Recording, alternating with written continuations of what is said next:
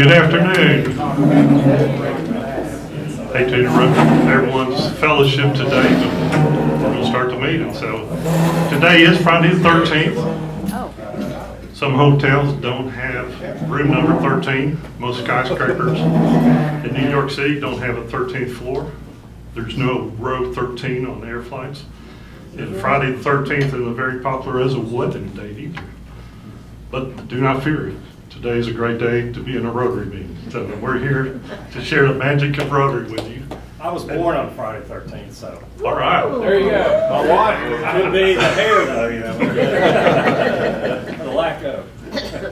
And to get us kicked off, we're going to have Janice come up and lead us in the song. Hopefully we know the words this week. Hopefully, oh my gosh. You know, this horrifies me when I'm not here and I'm wondering what you're doing. Also, who has a fear of the number 13? No one? It's called triskaidekaphobia. Triskaidekaphobia. Yeah, okay, so we're not going to sing a song about 13. We're going to sing a really easy one because we have guests. And we want them to think that we're just the best singers in the whole world. So we're going to sing a song that's very short, My Country 'Tis of Thee. You all know the words, I'm sure. So here we go. Here's your pitch. Let's see, what shall I choose today?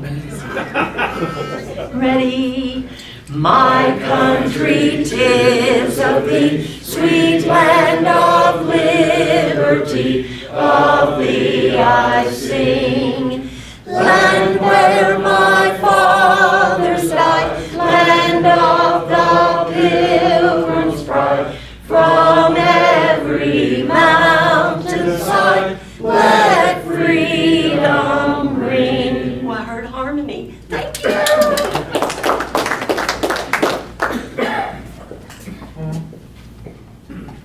And Brandon has our pledge for today. Yeah. Please follow me in our pledge. I pledge allegiance to the flag of the United States of America and to the republic for which it stands, one nation, under God, indivisible, with liberty and justice for all. And Sam, if you'll return thanks. Let us pray. Dear Lord, as we come together each week, we pray for your grace and guidance. Our club pledges cohesiveness, brotherhood, as we dedicate ourselves to the principle of the four-way test. Especially is it fair to all concerned. With this motto in mind, we pray to repeat it often in our actions and words in order that others see you in us and in Rotary. Bless this food and nourishment of our body and us to thy faithful service. We ask in thy name. Amen. Amen. Please be seated. And if you come forward and introduce our guest. We're also going to present. We have a visiting Rotarian from Sumner. I think it's Mississippi. MS, is that Mississippi? That's Mississippi. All right. I wasn't sure. I thought it could be Missouri or something. Anyway. That's MO. Oh, there you go. Smith Murphy the fourth, and he's a 54-year perfect attender.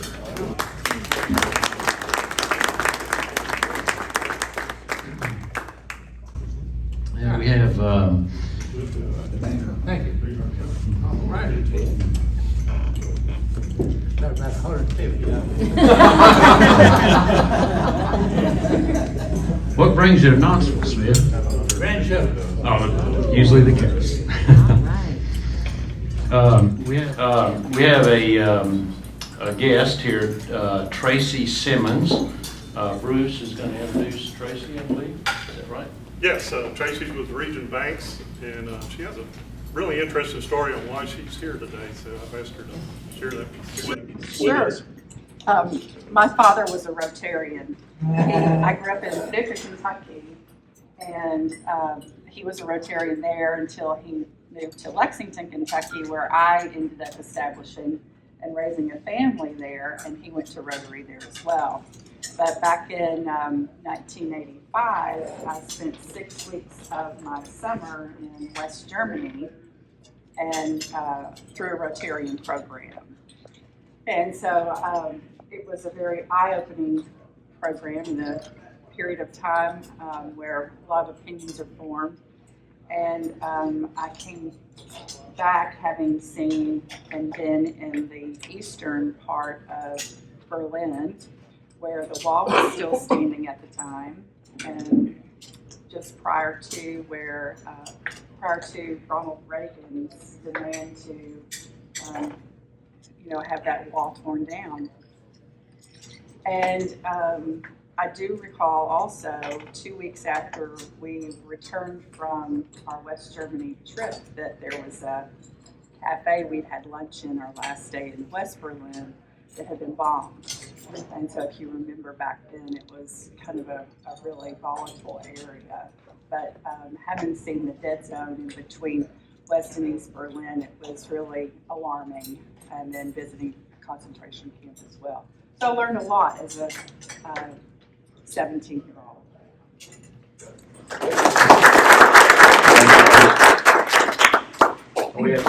We have two makeups, look like husband and wife, Kathy and Dirk Ebener, Rotary Club of Big Canoe, Georgia. You're going to have to tell me where Big Canoe is. Jasper, Georgia, and we're about 2 hours south of Chattanooga. Beautiful country. The club was launched in about 2 years ago in 2022, and last year we got the Club of the Year for the small club, medium-sized club. So very active, very proactive. I'm actually from Germany. Okay. And I've attended a lot of meetings around the world, and it is always very interesting when you are attending meetings in Germany. Actually, I have worked for an organization in Frankfurt, Germany, and we always have at big trade shows, we always have a table of Rotarians. And sometimes we had 14 Rotarians from 13 countries all getting together at a big lunch. And all the things we exchange and all the things we learn from each other is amazing. And this year, as a president of the Rotary Club of Big Canoe, I'm always very interested in stories like yours. We just had our GRSP student from Poland come to our club and make a presentation. So Rotary encourages exactly that, the internationality and the world together, and it's a privilege to be a Rotarian. Great. And I'll say that I taught for the Department of Defense in Germany, and so he's my little souvenir. And then I taught him how to talk, because at UT they told me that this is how God talks. So I taught him how to talk, so that's why he talks like this. Thank you, Ed. Gonna bring up Doug Coach now to share our Top Golf event next week. Last call. Top Golf event is this coming Thursday, September 19th from noon to 3. We've got 35 people signed up. It's going to be a great time. Even if you don't want to come out and golf, you can still do lunch. And what I do want to highlight this morning is I finally heard back. We have a great auction item. So how many UT football fans are in the room? Yeah, pretty good team this year, right? For the UT Kentucky game, we have 4 football tickets, but even better than that, we have 4 pre-game sideline passes. So you're down on the field, the team's warming up, see Nico slinging that ball, see Brew McCoy, see how big these guys are. If you have kids or grandkids, this will be a once-in-a-lifetime opportunity. So we're going to do an auction, and David doesn't know this, but he's our auctioneer Thursday, so thank you, David, for doing that. We appreciate it. So I have forms. Anybody that still wants to sign up, please see me. Thank you. Thank you, Doug, for all your work in putting that together. It should be a fun time and great benefit for the club and the community. So Jeff Newman, our foundation chair, has some information on Purple Pinkies. Here again. Going around the tables are sign-up sheets for the Purple Pinky Day, which is Dunkin' Donuts for some of the new guys. It was new to me. The donation, they're $25 a dozen, but the important thing is that $25 will, by the time it gets to international, turns into almost $187. $187, yeah, it's tremendous. So it's great. We hope everybody here will sign up for a couple of dozen or more.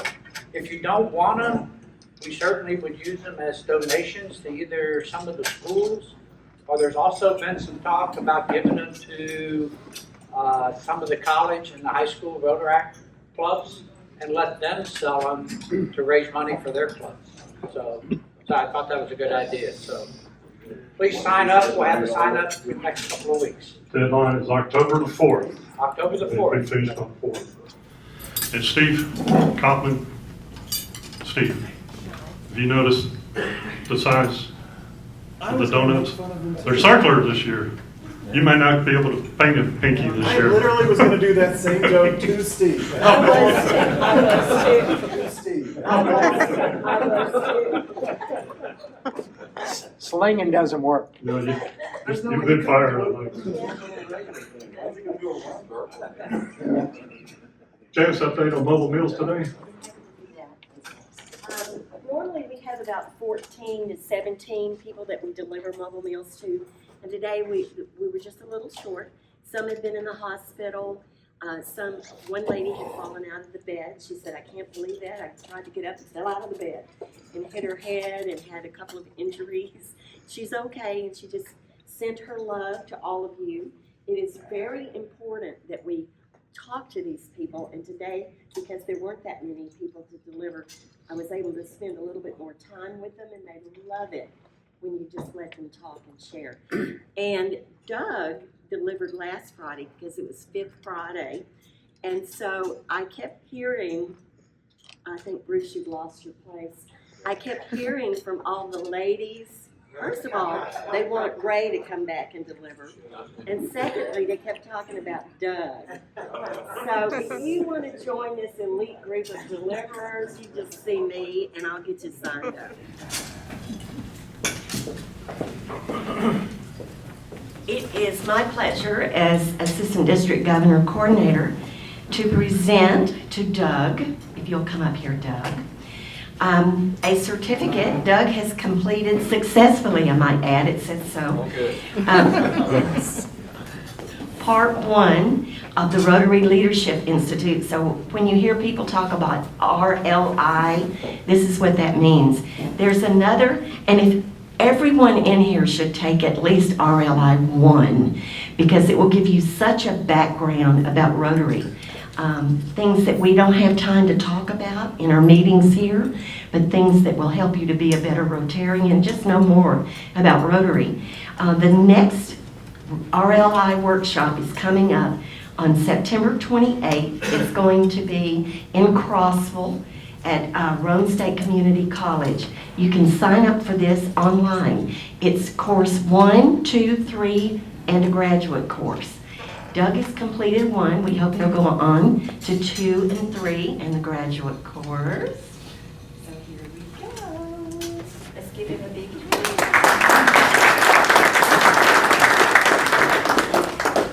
Thank you, Janice, and also our club pays for your registration fee to attend. So if you're interested, it's no cost to you except for the gas to get there in time.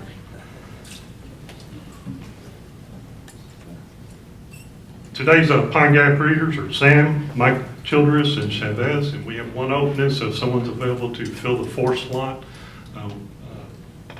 Jim Castellanos had to back out today, so we have an opening if someone's available to go over and help read. Oh, and today is Bald is Beautiful Day.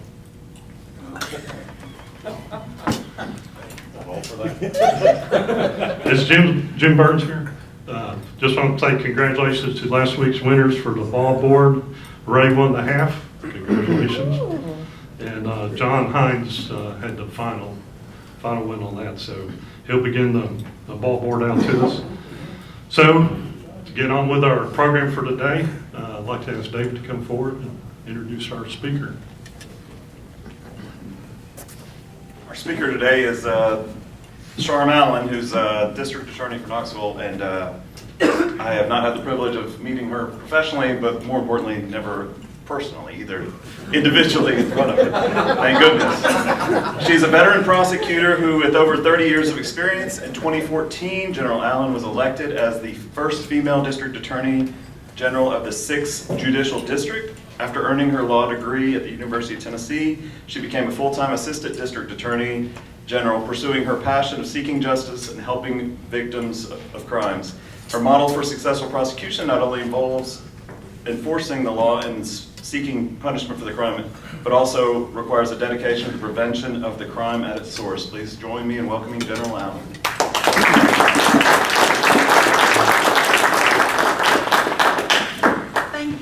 Thank you guys, I appreciate that.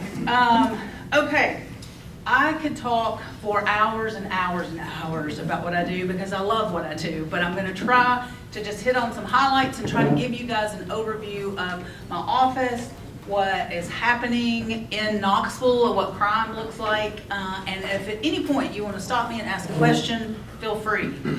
We'll talk about whatever you guys really wanna talk about. But my office is, okay, first of all, most people will say I'm Sharm Allen, Knox County District Attorney General. That is technically not correct. I am not a county employee. I'm not the Knox County District Attorney General. I am the District Attorney General for the 6th Judicial District because I am a state employee. There are 32 judicial districts across the state of Tennessee, and every judicial district has one of me.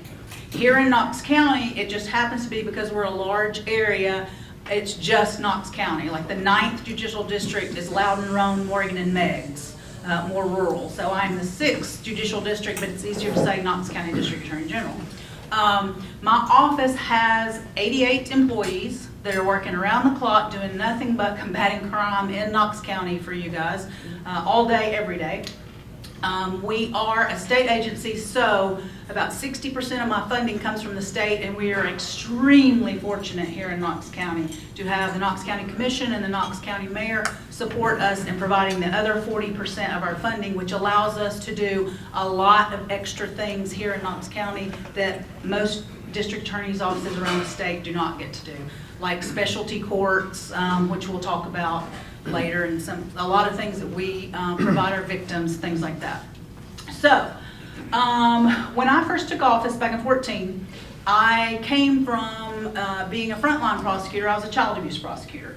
And so I had been a child abuse prosecutor since 1990. So for a long time, I'd been a child abuse prosecutor and was specialized in that area. But most of our office was not specialized. And so I knew how important it was to have specialized prosecutors because if you go to the doctor, let's say you have a foot injury, you know, you go to a podiatrist. You don't go to an eye, ear, nose, throat guy. You go to a podiatrist. Why? Because the podiatrist is specially trained in feet, knows about it, that's all they do, they're experienced, and you get a better product, right? So when I took over in 2014, I took our whole office and set it up basically in that model, where we had specialized prosecutors in what we call units, okay? So each of our little specialized units, think about them kind of like mini law offices and a big law office. We had those specialized units, and the way I determined what units we needed was I looked at crime. I looked at what we were prosecuting. I looked at what we needed to focus on. And so these are our specialized units, or special mini groups of prosecutors within our office. We have a DUI unit, a drug unit, a career gangs unit, a major crimes unit, a domestic violence unit, an elder abuse unit, a white collar unit, and a mental health unit. Okay, so each of those were areas where we're seeing a lot of crime, and so I developed a specialized prosecution team that's prosecutors and support staff and victim witness coordinators that help the victims walk through those particular types of crimes. Each year, my office deals with somewhere around 40 to 45,000 charging documents, and that's just here in Knox County again. So you start to get a handle on, gosh, things are looking, okay, first of all, when I speak, usually people go, wow, you are very depressing and you're very scary, and that's very sad. So let me just put that, I'm really a happy person, but you may be depressed at the end of this. So let me just put that out there. So let's talk about those units just in a little bit more detail so you'll just get a feel for what's happening in Knox County. Which of those units do you think, which of those types of crimes do you think we see the most of here in Knox County? Which one of those has the highest volume? Any guesses? Drug. Nope. DUI. Good guess. DUI, good guess. No. Gang. White collar, child abuse. Nope. All good guesses. What? Elders. Nope. Mental health. Nope. All right, I'm gonna have to tell you guys because you've run out of guesses, right? It's domestic violence. We have the most cases of domestic violence of any cases that we have. Domestic violence cases come to us through warrants, right? So what'll happen is there'll be a domestic violence situation happening, law enforcement is called, law enforcement rolls up to the house, law enforcement makes an arrest, and that they arrest by warrant, and then we get that person to prosecute, okay? In Knox County, we, law enforcement, answers a domestic violence call every 20 minutes. That's our average. So if you're here for an hour, we got 3 domestic violence calls going on while we're here. So think about that. And domestic violence is a crime that's committed between people that are supposed to know and love and respect one another, right? So, I mean, these aren't strangers, these are domestic violence cases. So, last year in 2023, we handled 1,850 domestic violence cases in my office. So that is by far the largest, the highest volume of cases that we handle. We have a child abuse unit, which is where I told, and domestic violence too, you may know this, but how many times do you think a domestic violence victim actually starts the process and then backs out of before she actually follows through? 50%. 7 times. 7 times. That's domestic, and there are a lot of reasons for that. You know, people's money is a big thing. If a woman is the victim and it's her husband that she's taking out the domestic violence going on, she'll come down and she won't want to prosecute by the time she gets to our office because he supports her. He's the father of her children. There are a lot of different reasons that women back out, but those domestic violence prosecutors have to be people who can deal with people not wanting to prosecute and say, it's okay, we will still be here the next time and the next time and the next time. And we try to encourage those victims to follow through, but they don't. Typically, on average, the first 7, it takes us to times 7 to actually be able to successfully have a victim hang into a domestic violence prosecution. So those people really spend a lot of time with victims trying to get them to work their way through the system.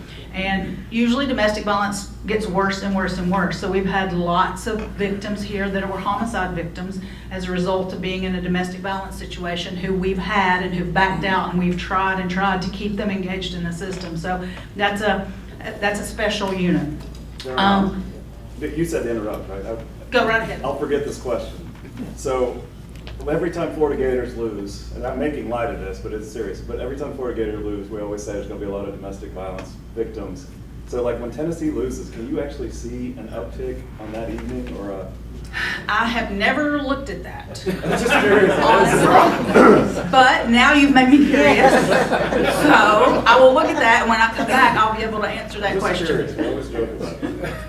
What's the average sentence for a person who's found guilty of domestic violence, and do people in your office actually tell the husband that, you know, if she does come back, this is what you're looking at, and we are going to hammer you?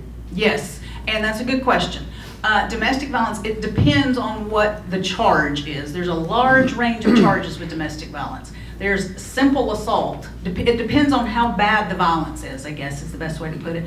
There's a simple assault if we have just bruise, abrasion, red marks, that kind of thing. It's a simple assault. A simple assault is a misdemeanor, so it is punishable by up to 11 months, 29 days in custody. So 1 day short of a year. Now, as domestic violence increases and becomes worse, we move up to aggravated assaults. Aggravated assaults are Class C felonies. 1, 2, 3. So C felonies are 3 to 6 years in the penitentiary. And then as the domestic violence keeps increasing, you can have an attempted murder, you can have a strangulation. Those charges become even more and more serious. So it depends on how serious the violence is as to what the punishment is. But yes, and we will often tell people that, you know, if the victim is saying, I don't want to prosecute, we'll say, okay, look, we will dismiss this case for you if he will agree to at least go to anger management. that kind of thing. So we work and we tell the guys, we're coming after you, but we're trying to, even in the cases we have to dismiss because we can't prosecute, we're still trying to get them into some kind of counseling or treatment. Good question. Does that, those treatments like anger management, do they really work very well, or? For some they do, and for some they don't. It's hit or miss depending on the person, really.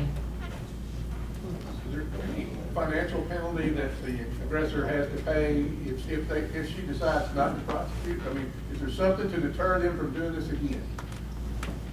Yes, you can dismiss a case on costs, which means the defendant has to pay the cost. That's something that we do too, that will cause him to have to pay the cost, the clerk's fees, the court fees, all the fees that go with it, yes. You have to pay it before he gets out of jail.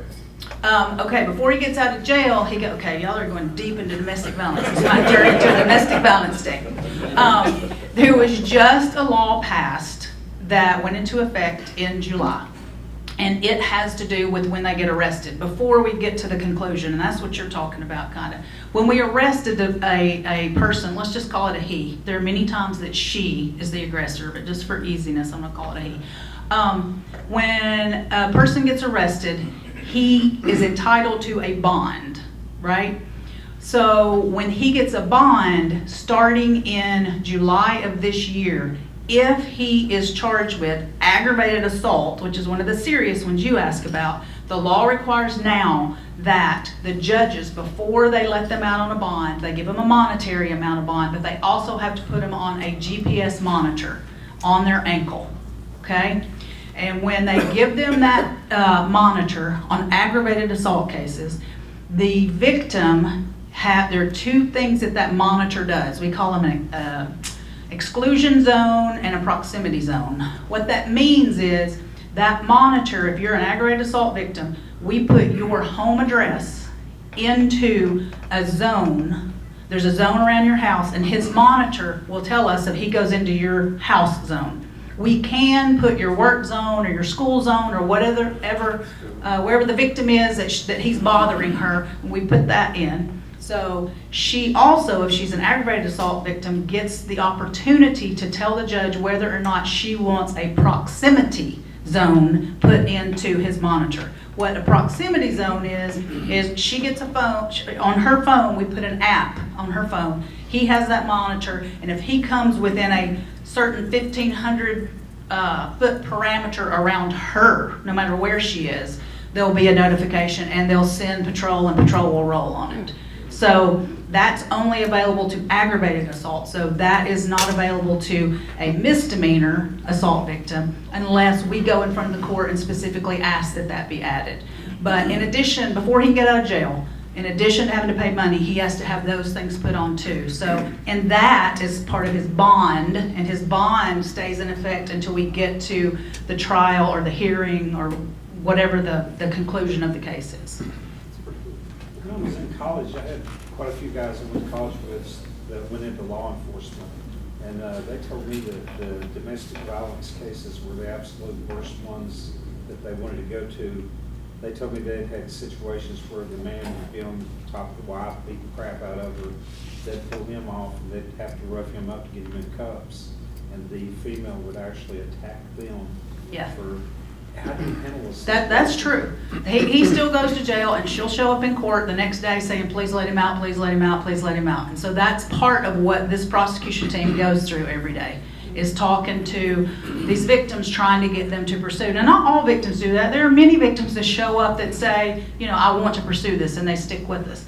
But domestic violence is the most likely place you're going to have a victim who says, I don't want him to go to jail. It's also, for law enforcement purposes, the most dangerous call to go out on. More police officers get shot in domestic cases than any other type of case. So that's all of that's part of domestic. We've said him a lot. I'm just curious. What is the percentage where the male is the victim? It's like where the male's the victim, that's low. Yeah, it's like it fluctuates, but probably 80%. And there are also domestic violence cases where there are female victim and female defendant, and there are also male defendants. In domestic violence too, they're called NIPS, boy, y'all are going in the weeds here. NIPS, that stands for non-intimate partner. NIPS is that, and domestic violence, the way the law is written, you can be a domestic violence victim even if you're not a domestic partner if you live in the same household. Like, we have a lot of domestics that end up in our mental health courts where we have older adult children who are living with their parents, but they're there with some mental issues, and the parents are at their wits' end because their older adult child is beating on them or coming at them with a broom or whatever, and they're reaching out to us. They really don't want their child in jail, but they really want their child to stop doing this, and they're really wanting mental health help, which we really don't have in this community since they shut down Lakeshore. So they run those folks through the criminal justice system too. So those go into our domestic violence count.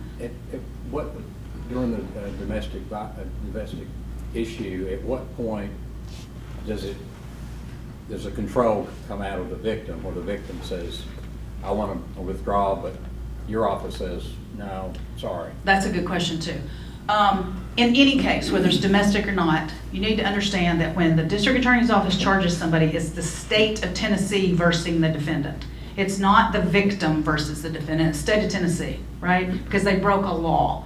So it's really our case. The victim, we always take their wishes into consideration, but it's our decision. So we have taken cases where the victim was completely against us and she's testified for the defendant.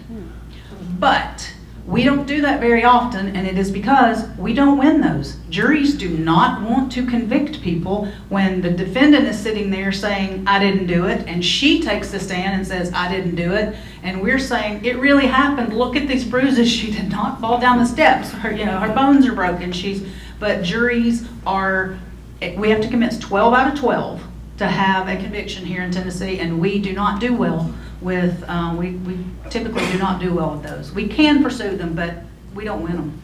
So, okay, that's domestic violence. That's only one of the 8 units I got. But I'm here all day. Well, I do have to do a graduation speech later. Okay, so child abuse unit. Child abuse unit is near and dear to my heart because that's where it came from. But in Knox County, anybody want to take a guess at how many cases my child abuse unit investigated at CPIT? CPIT is the Child Protective Investigative Team. It's made up of prosecutors, law enforcement, DCS workers, and doctors who look at all the cases that have been called in of child abuse. And we determine what we're going to do with them, how many are prosecutable, how many of them aren't, something we need to follow up with. Guess how many cases our team did of child abuse on children less than 18 in Knox County last year? 1,530. So that is more than 100 kids a month. Yeah, 1,530 in our child abuse unit. We have a very high conviction rate in our child abuse unit. When we take a case in, juries are quicker to convict on child abuse cases. In child abuse, we see sex abuse, physical abuse, and neglect. That's the kind of cases they are, and by far sex abuse cases are the highest percentage of cases, followed by physical and then rarely neglect cases. Next, I want to talk about the elder. Any child abuse questions? Okay. I want to talk about the elder abuse unit. Elder abuse unit, when I came into office in 2014, which is not that long ago, I knew that I wanted an elder abuse unit because I knew that kids had special needs. I need prosecutors who can get down in the floor under a desk with a teddy bear sometimes to talk to a kid, right? Kids come in, it's awful for children to come in and prep for trial. So you need people who are willing to do that. So you need a different prosecutor mentality to get under a desk with a teddy bear than you do to be a career gang prosecutor, right? Who wants to just pound gang members. Totally different personalities.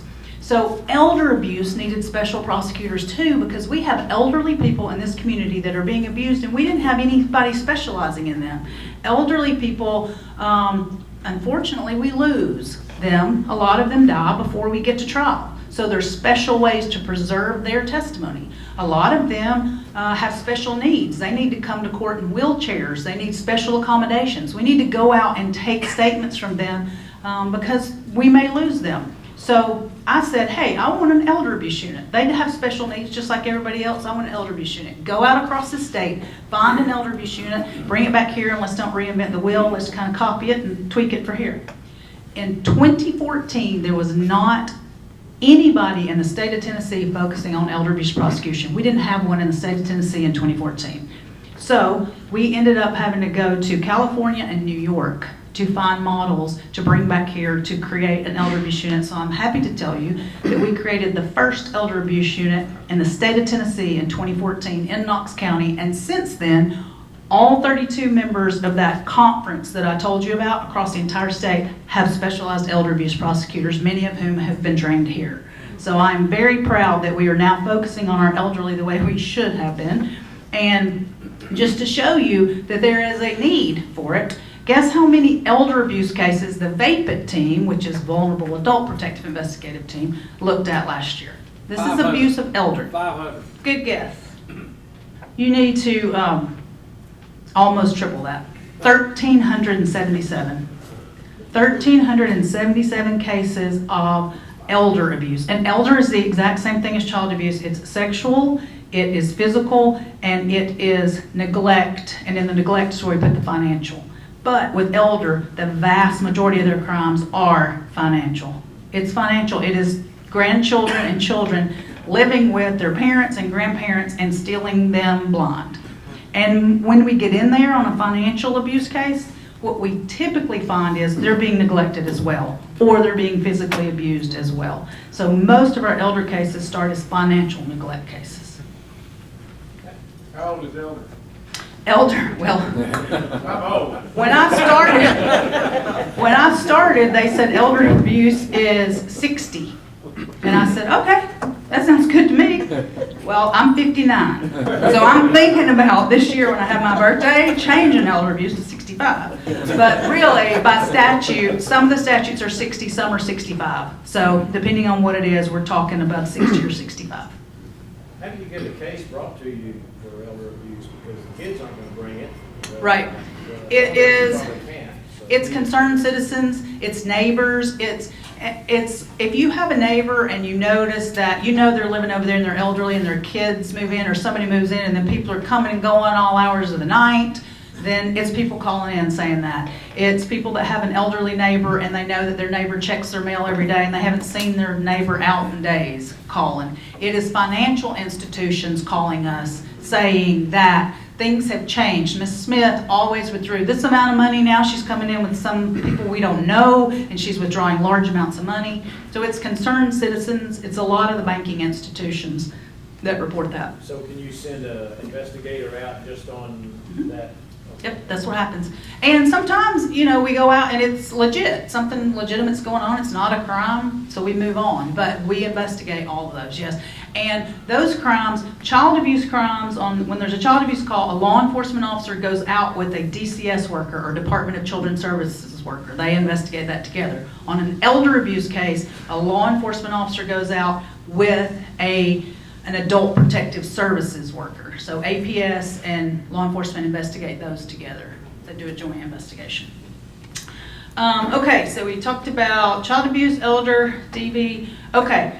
You got a question over there. Question, Yeah, sorry. From the elder, I live in a neighborhood that's pretty diverse. Some families, starting a family, have elderly folks. You think of that parameters you outlined. I'll try to watch out for my neighbors that are in this. If you have, for example, a neighbor that lives by herself, and sometimes people go out of her house, she asks me to come check. What's the process if, okay, there's something so serious, I don't feel comfortable handling that myself? She gets calling 911 to say, hey, I'm at this address, my neighbor's here, and she needs some help there.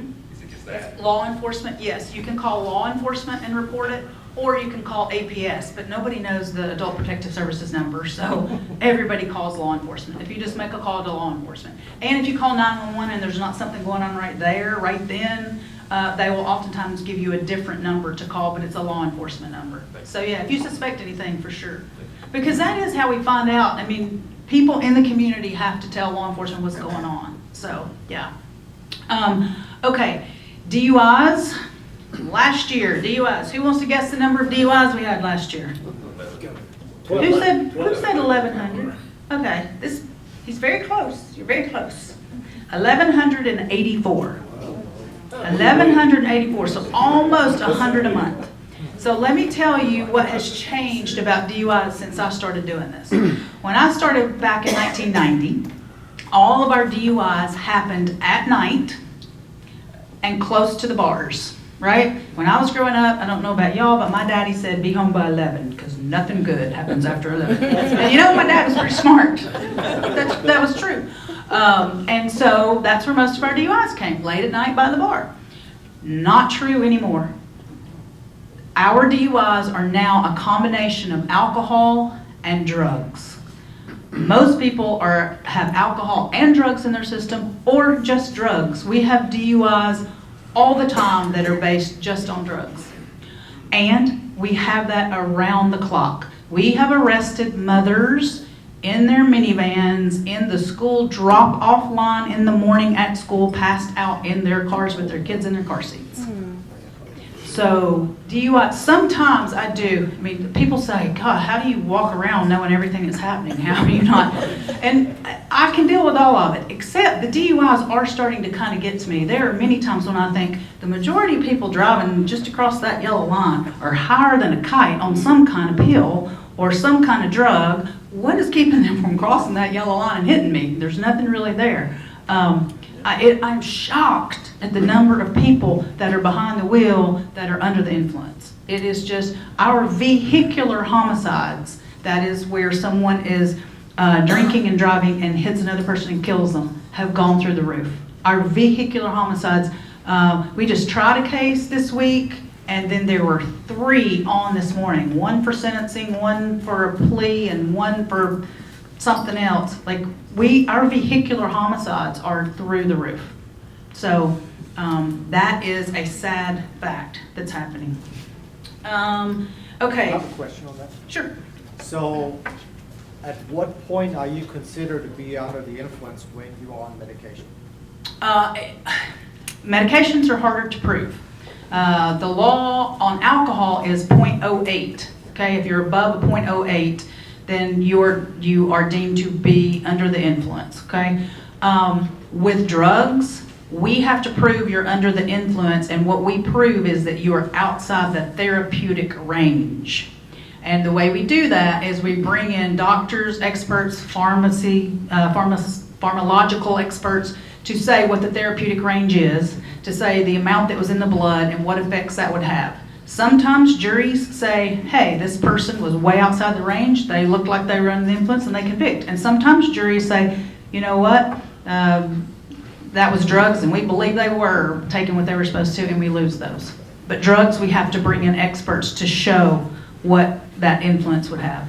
Is there a correlation with your homicide rates to having a major university, or are your homicide rates similar to those in other counties that don't have a major university? Mm-hmm. It's the same. That doesn't really correlate. Just a quick question on the TWRA. So I think it was last year they were able to pull over voters for like BW or DUIs or BWIs, Mm-hmm. and then they're like arrested and prosecuted. Is that through your office? Yes, BUIs are the same as DUIs. BUIs, boating under the influence, the same as DUI, driving under the influence. It used to be a totally different punishment.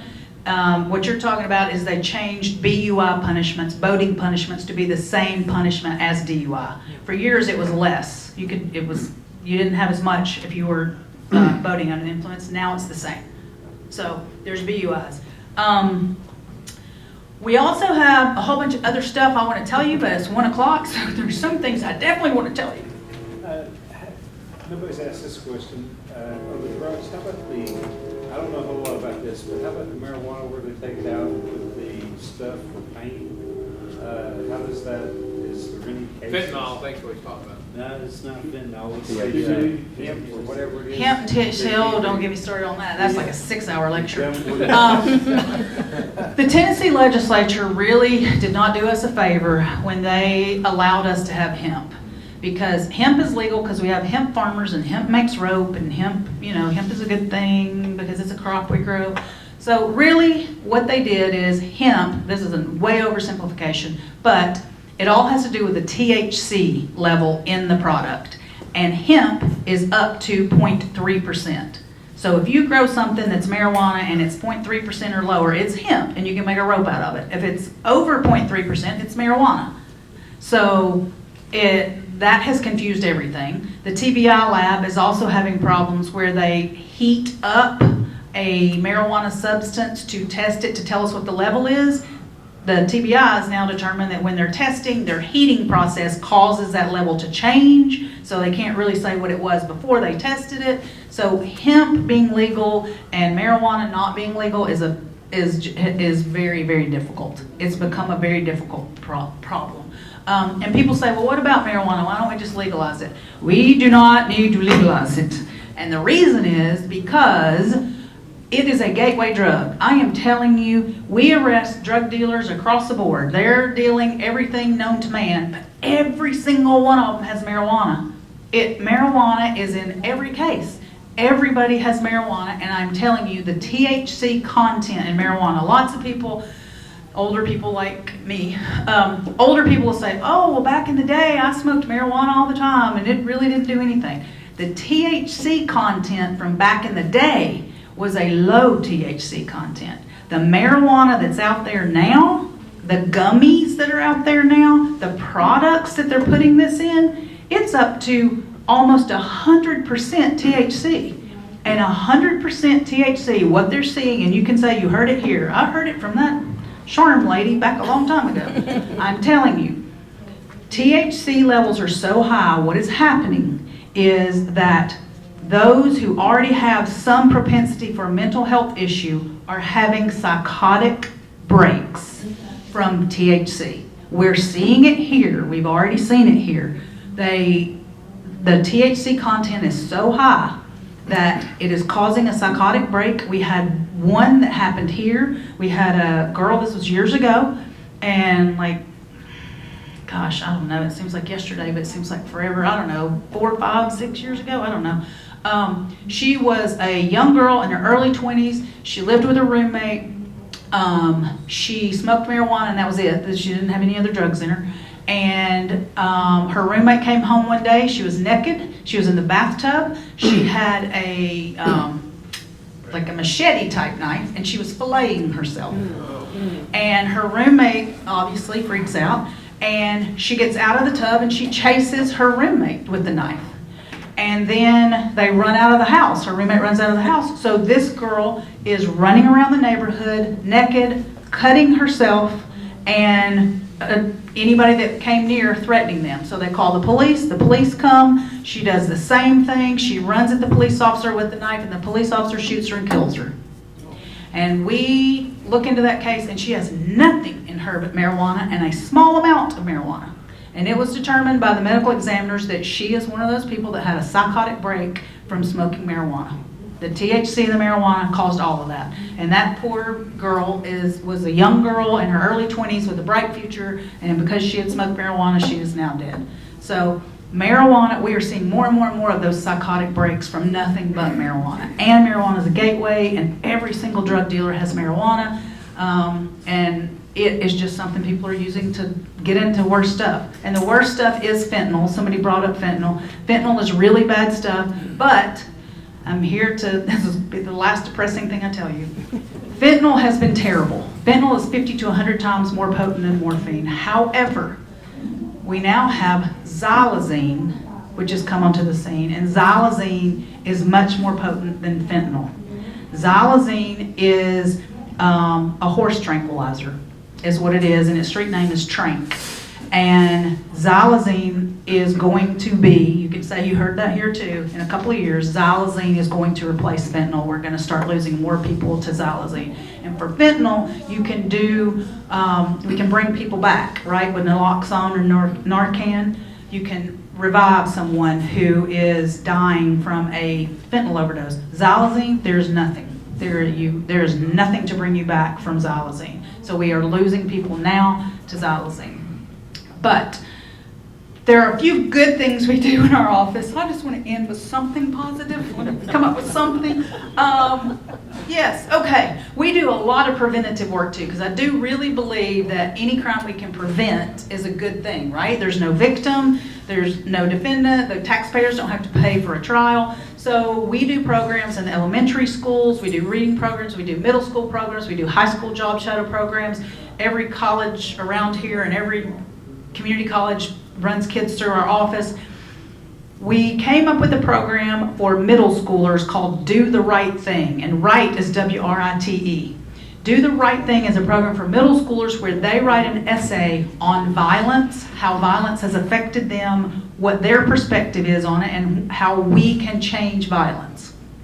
So that program we put out into the schools, they write their essays, then we have judges. The reason I'm ending with this is because we always need judges to judge these. So if anybody's interested in helping curb violence and help middle school students, now's your chance.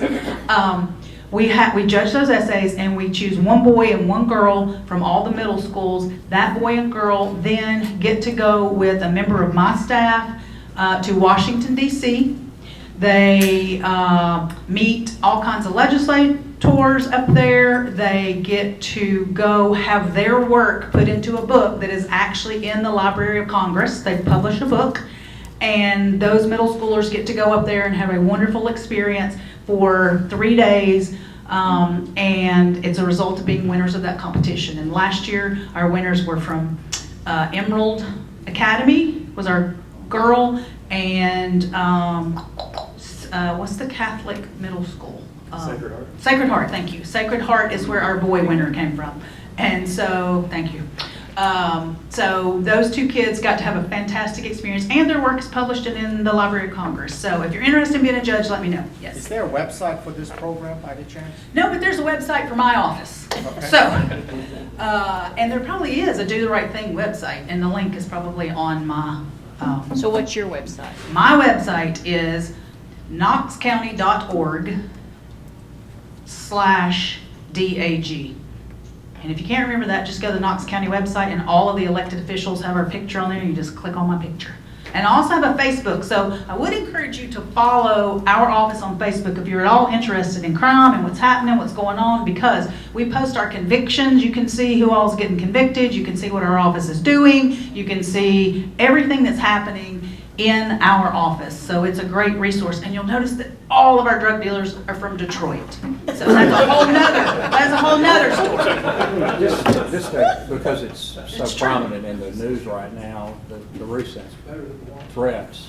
The threats at Knox school. County schools and all the surrounding counties. It Yes. looks like, well, are those related? Does it appear that there's a connection between those students? There's not a connection between those students. I pulled the numbers because I knew you guys would ask, and I thought I was going to get out of here, but you got me. As of today, and I have to pull them. I mean, gosh, I have to pull them because this is an 8 o'clock number, and since I've been here, we probably had 2 or 3 more. I don't know, but as of 8 o'clock this morning, we have this school year charged 27 juveniles and 1 18-year-old who had to be charged as an adult. So a total of 28 kids have been charged since school started. No, they are not related. We are being tough on them and saying we've got to investigate everyone, but I want the community to also hear that that does not mean there are 28 kids who have had plans that we've gone into their bedroom and they have a plan to blow up a school with pipe bombs and they have a gun laying there and we've stopped something that's going to happen. These are threats. The vast majority of them are kids, what I call running their mouths. It's what they do.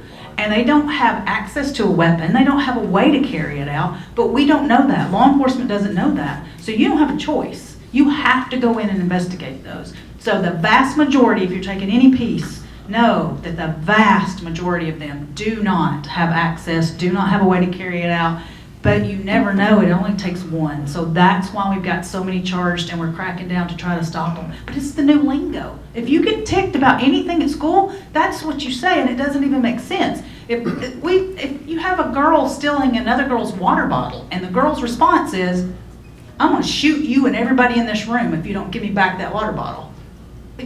I don't know why. The school counselor didn't give me the courses I wanted, so I'm bringing a gun tomorrow and I'm shooting that school counselor. That's just what they say. But you never know who's gonna do it, so there's that. Thank you, sorry. We come back up. In recognition of you being here today, we donate a book to Pine Gap Elementary School, which we do a reading program every Friday afternoon. Awesome. And today's book is Ghost. Good, wonderful. So if you would, I'd like for you to sign the front of that. Okay. We also have a token to put in your office and show that you spoke at Rotary today. All right, I'll sign that. Thank Thank you.